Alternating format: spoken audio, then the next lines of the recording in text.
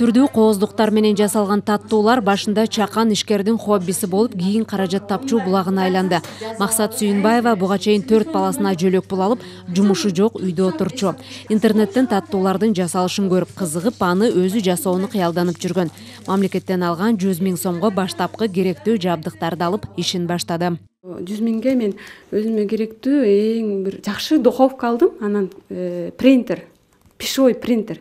Мурда жалаң мен ушундай ручная работа жасасам, азыр болсо мондай через принтер өткөзөм да, пищевой краска менчи. Анан жумушум да кыйла жеңил болуп калды, анан көп количество жазалам да. Ручная работадан убакыт көп кетет. Жазайм, бирок дегендей көп жаза албай калам да. Анан азыр организацияларда өзүм логотипим менен заказ кылганда мен ошонун да сүрөттөрүн түшүрүп бере алам. Заказ алып атам, ошентип. Мерима Шымканова экинчи топтогу майып. Ал үчүн мамлекеттен 6,5 000 сом пенсия жана 3 баласына жөлөк пул алып келген. Эми укалоо курсун аяктап, алган 100 000 сомуна массаж бөлмөсүн ачып, жарандарды кабыл ала баштады. Буга чейин кардарлардын үйүнө барып кабыл алчу. Пособие алчумун, ошол себептен 100 000 сом соцконтракт алгам. Ошо 100 000 сомго кабинет ачып,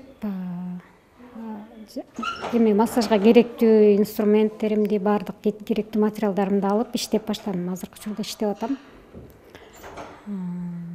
Дагы кошумча жогорулатыш үчүн эмемди, кесибимди АНБдан массаж курсун окуп атам, скульптурно-букальный массаж лицаны окуп атам.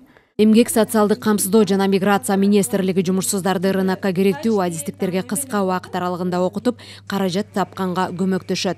Борбордо каражат алган 350 жарандын көпчүлүгү тигүүчүлүк тармакта баштады. Аймактарда айыл чарба жана мал жандыктарын багуу боюнча баштапкы каражат алгандар көп. Бишкек шаары боюнча 350 үй бүлө алды. Алар көбүнчөсү кичи бизнес жана моундай өз алдынча иш алып баруу боюнча мындайча айтканда тиги 64% Бишкек шаарынан алды десек жаңылбайбыз. 2022 жылдын эсебинен 2800 жаранга 100 000 сомдон кайтарымсыз каражат берилди.